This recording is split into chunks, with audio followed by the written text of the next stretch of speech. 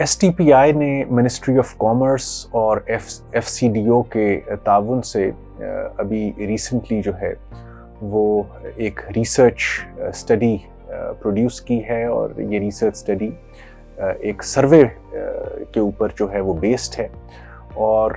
हम लोगों ने उन एंटरप्राइजेस को जो पाकिस्तान की एक्सपोर्टिंग एंटरप्राइजेस हैं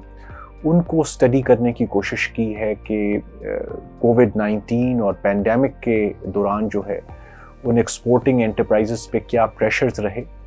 और अब ग्लोबली जिस तरीके से पैंडेमिक की अब टाइमलाइन जो है वो भी थोड़ी तवील हो गई है और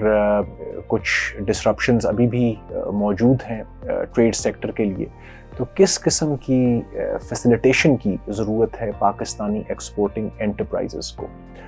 इस सिलसिले में जो STPI और FCDO का सर्वे है उसमें 4 बड़ी फाइंडिंग्स जो हैं। एक तो ये है कि बावजूद इसके कि कोविड की सेकेंड वेव जो है वो भी किसी हद तक गुजर गई है, लेकिन अभी भी कुछ ऐसे एक्सपोर्टिंग सेक्टर्स हैं गुड्स में भी सर्विसेज में भी जो अभी तक फुली ओपन नहीं हो सके हैं और उनकी निशानदही करना और फिर एक पब्लिक प्राइवेट डायलॉग के थ्रू उनके चैलेंजेस का हल निकालना बहुत ही अहम होगा। ये भी हो सकता है कि आने वाले बजट के अंदर ऐसी एंटरप्राइजेस को टारगेट किया जाए फैसिलिटेशन के लिए जो अभी भी सेकेंड वेव के बाद भी फुली फंक्शनल नहीं हो सकी। दूसरी हमारी बड़ी फाइंडिंग जो है कि जो गवर्नमेंट की ऑलरेडी अवेलेबल फैसिलिटेशन थी सेंट्रल बैंक के थ्रू, कंसेशनल लोन्स की भी, रीफाइनेंस स्कीम्स की भी, उसकी एक्सेस जो थी वो बहुत सारी फर्म्स को नहीं हो सकी। बहुत सारी फर्म्स जो कि चाहती थी कि हमें टाइमली और इकोनॉमिकल टर्म्स पे क्रेडिट मिल जाए ताकि हम लोगों का ये कोविड वाला फेज़ जो है वो गुजर जाए। अनफॉर्चुनेटली अब हमारे सर्वे में ये देखने में आ रहा है कि बहुत सारे ऐसे एक्सपोर्टिंग सेक्टर्स हैं पाकिस्तान के और एक्सपोर्टिंग फर्म्स हैं जिनको वो कंसेशनल फाइनेंस जो है वो नहीं मिल पा रही। तो इसमें हमारी रिकमेंडेशन जो है वो ये है कि सेंट्रल बैंक और वजारत ख़जाना जो हैं वो एक इवैल्यूएशन करें कि कौन से ऐसे इश्यूज़ हैं जिनकी वजह से बैंक फाइनेंसिंग जो है वो इनको नहीं मिल सकी और उसकी वजह से इनकी यकीनन एक्सपोर्ट्स, लॉन्ग टर्म एक्सपोर्ट्स का पोटेंशियल जो है, जो कम्पेटिटिवनेस है वो मुतासर हुई है। तीसरी चीज़ ये है कि कोविड की वजह से हमारे एक्सपोर्टर्स की कुछ ट्रेड कॉस्ट्स जो हैं वो बढ़ गई हैं। अब ये कौन सी ट्रेड और इंफॉर्मेशन कॉस्ट्स हैं, इनकी निशानदही भी बहुत अहम है और ये वेरी करती है बाय सेक्टर। टेक्सटाइल, लेदर या डिजिटल सेक्टर, तीनों चारों सेक्टर्स की डिफरेंट ट्रेड कॉस्ट्स का स्ट्रक्चर होगा।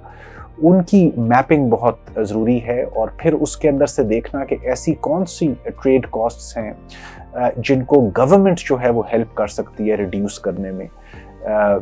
और आगे चल के ऑफ कोर्स उनकी जो लॉन्गर टर्म नीड्स होंगी एक्सपोर्टर्स की in terms of marketing, in terms of networking abroad, उसको उसमें किस किस्म की मदद जो है एक्सपोर्टर्स को मिल सकती है। इसी तरीके से एक और चीज़ जो हमारे सर्वे ने पिकअप की कि अभी भी बहुत सारे मुल्कों के साथ जिनके साथ पाकिस्तान तजारत करता है वहाँ पे टेम्पररी ट्रेड रिस्ट्रिक्शंस अभी भी मौजूद हैं। ट्रैवल रिस्ट्रिक्शंस भी हैं, कंसाइनमेंट स्पेसिफिक या गुड स्पेसिफिक रिस्ट्रिक्शंस भी मौजूद हैं। वहाँ बहुत ज़्यादा ट्रेड डिप्लोमेसी की ज़रूरत है इन केसेस में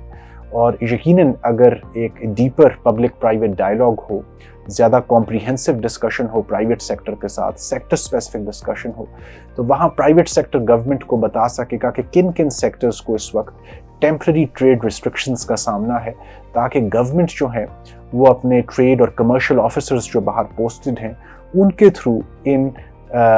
एक्सपोर्टिंग एंटरप्राइजेस की हेल्प कर सके, उन कंट्रीज़ के साथ डिप्लोमेटिक लेवल पे जो पाकिस्तान के बायर्स हैं उनके साथ, बाइंग कंट्रीज़ हैं उनके साथ डिप्लोमेटिक लेवल पे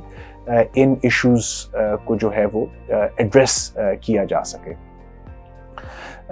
इसी तरीके से एक जो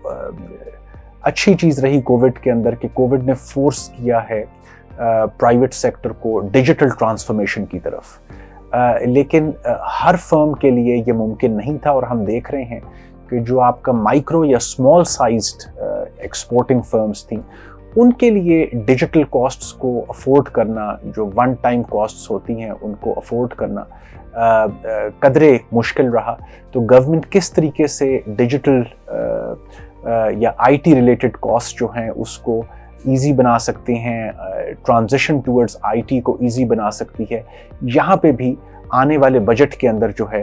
وہ ہمیں ذرا کریٹیولی سوچنا ہوگا کہ ہم نے کیسے پاکستان کی ایکسپورٹنگ انٹرپرائزز کی ہیلپ کرنی ہے۔